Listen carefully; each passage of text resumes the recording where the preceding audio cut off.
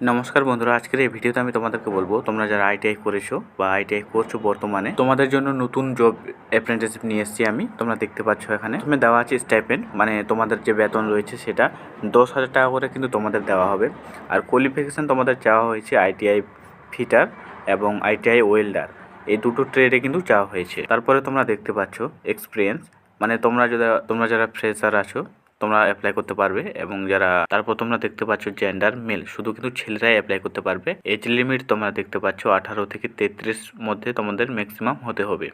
এবং job location তোমরা দেখতে পাচ্ছ এখানে ধুলাগড়। তারপর তোমরা দেখতে পাচ্ছ জব ক্যাটাগরি আইটিআই ফিটার এবং আইটিআই ওয়েল্ডার, এই দুটো ট্রেডে কিন্তু তোমাদের নেওয়া হবে।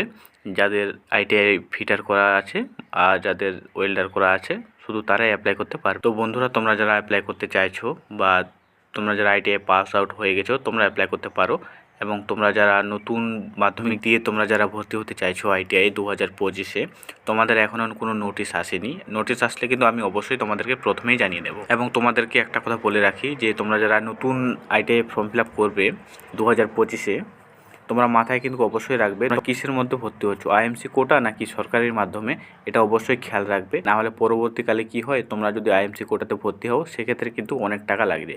এবং তোমরা যদি সরকারের মাধ্যমে ভর্তি হও সেক্ষেত্রে কিন্তু 1,000 টাকা দিয়েই মোটামুটি সব কিছু হয়ে যায়। এবং তোমরা যদি আইএমসি কোটার মধ্যে ভর্তি হতে চাও সেটা কিন্তু সম্পূর্ণ আলাদা, সরকারি কলেজ সেটাও, কিন্তু সেটা সম্পূর্ণ আলাদা সিস্টেম রয়েছে। তোমরা যদি জানতে চাও সে ব্যাপারে আমাকে বলবে কমেন্ট করে, আমি অবশ্যই তোমাদেরকে বলবো।